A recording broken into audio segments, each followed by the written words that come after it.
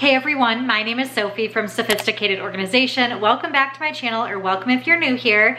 Today's video is going to be another Sophisticated Saturday, and if you've been here before, you know exactly what that means. Together, we're going to work through my to-do list, which I already have all written up here, and I'm ready to go. So if you guys are ready as well, let's jump right into the video. The first area I'm gonna start in is the living room. I can see it from the kitchen, so I wanna get things all tidied up after a little bit of a lazy morning. When we hang out on the couch in the morning, things get a little bit crazy, so the pillows are everywhere, the blankets are everywhere. I'm actually gonna toss my blanket in the wash because I think it's about time.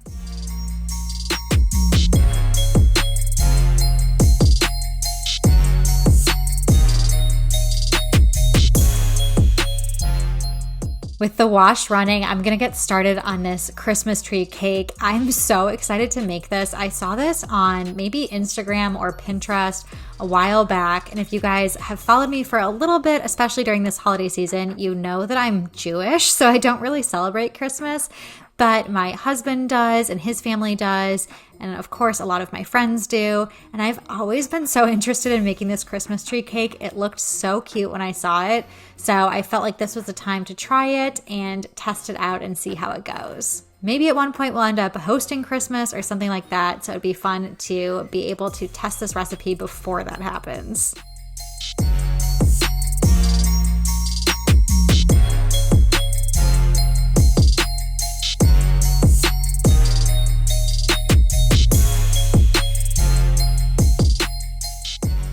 You guys know that I absolutely love baking.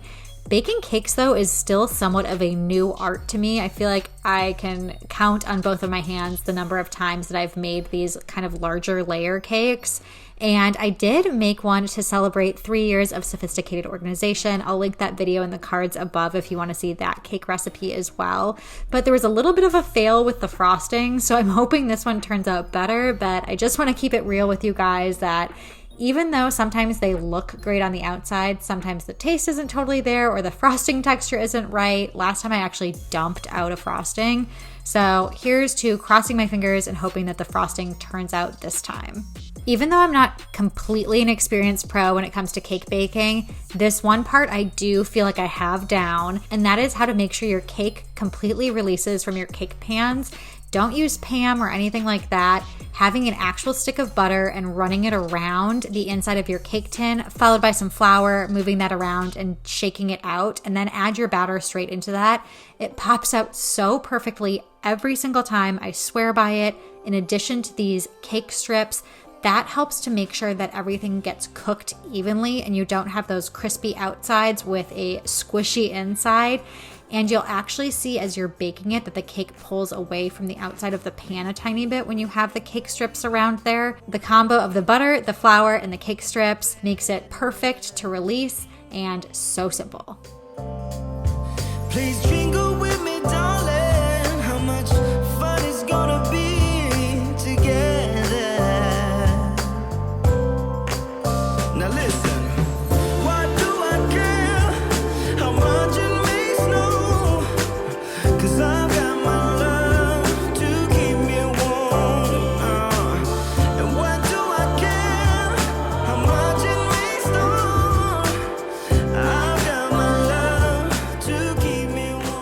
While that cake bakes, I'm gonna head over to my washer and dryer and switch the blanket over to the dryer and then into my office to work on some Sophisticated Organization stuff. I had some planner pad orders and I wanted to package those up and get those shipped out.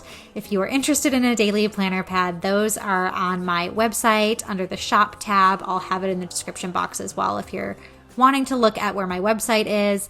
And then I wanted to go through some of my emails and sort through those. Of course, I like to be organized both physically and digitally. So I wanted to sort through my emails and delete a bunch of unnecessary emails as well.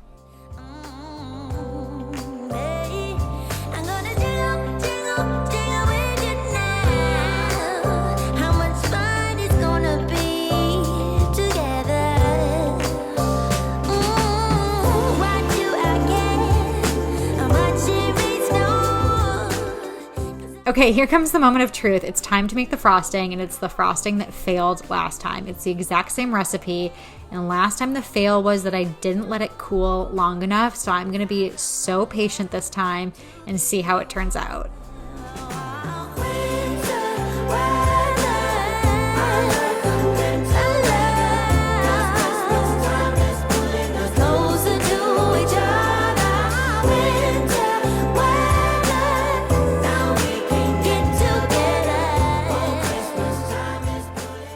If you want to make this exact recipe, I did mix 2 recipes from the Preppy Kitchen. So I'll put both of them in the description box below. So I mixed the cake inside recipe with the outside of a different recipe. So you'll see both of them and kind of see what I did. The original inside was just a vanilla cake, and I wanted to make it a tiny bit more interesting. And one of the other Christmas recipes on the Preppy Kitchen was a gingerbread cake. So I wanted more flavor, so I opted to go with the gingerbread flavor.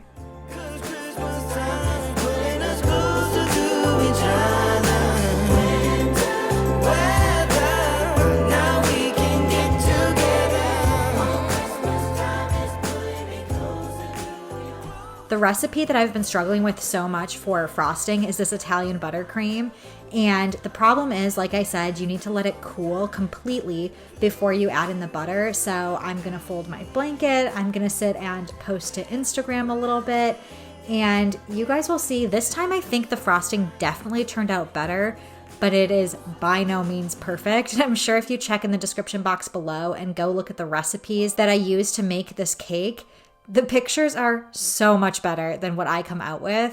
I still am very proud of myself and feel good about the final product, but it just means that there's a lot more practice to do and there's always more to learn. Oh, how I wish for the Christmases of old, where the snow would fall and the air was crisp and cold, where we heard of angels up on high, while building Frosty the Snowman until late outside. Oh, how I wish for the Christmases of old, when all was right and the candlelight would glow, where we used to play in the wintry wonderland, and we hear carols sung from Rudolph's marching band. Oh, oh, give me an open fire, some eggnog and mistletoe, and a sense of wonder and someone to hold close. Oh, oh, oh, give me some ribbons and I made a couple of different colors of frosting. So the inside I wanted to do a red and white swirl, and you can actually put 2 piping bags into another piping bag to get this effect.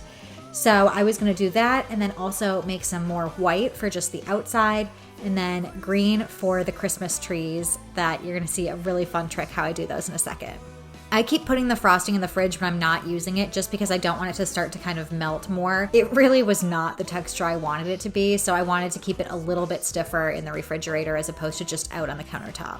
when all was right and the candlelight would glow,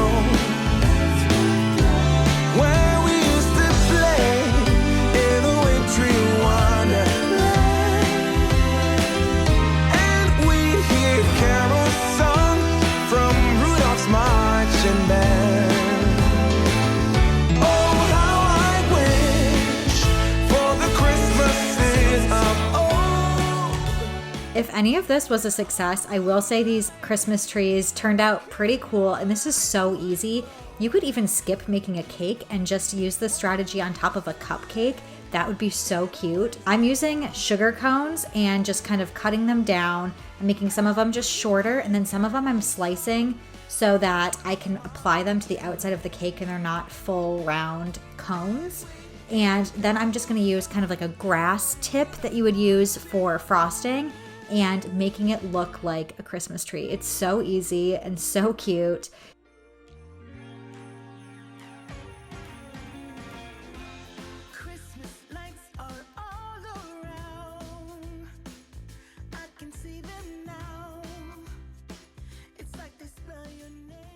You'll see the swirl that I'm doing with the red and white. It definitely does make a swirl effect. I don't think I had enough frosting, first of all, but second of all, the texture, it wasn't ideal. So I think this was a good first try at using 2 colors in one piping bag, but again, by no means is this perfection. It's going down on Christmas Day.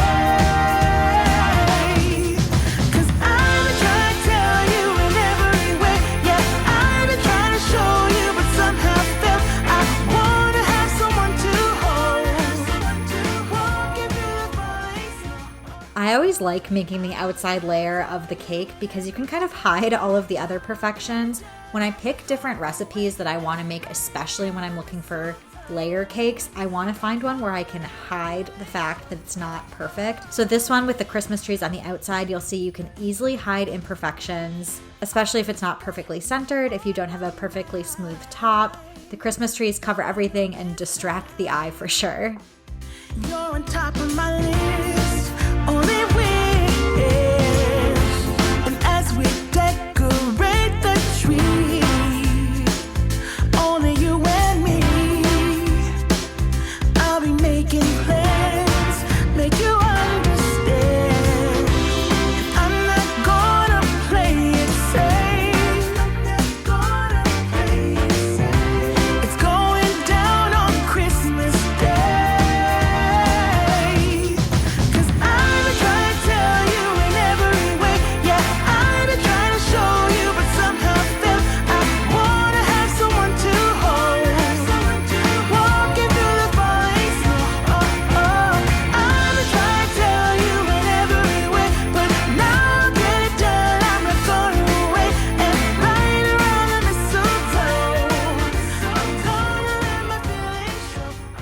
Last but not least, on top, I'm gonna use some powdered sugar through a little sifter and make it look like there's some snow on top of the trees. It's the perfect finishing touch. But now I got it planned, I know just what to do. 'Cause I'm trying to tell you in every way, yeah, I'm trying to show you, but somehow felt I wanna have someone to hold, walking through the falling snow. I'm trying to tell you in every way. Thanks so much for hanging out with me and baking and cleaning and getting things done off of my to-do list. If you guys like this type of video, make sure to give it a thumbs up, subscribe to my channel if you haven't already, and until next time, I will see you guys later.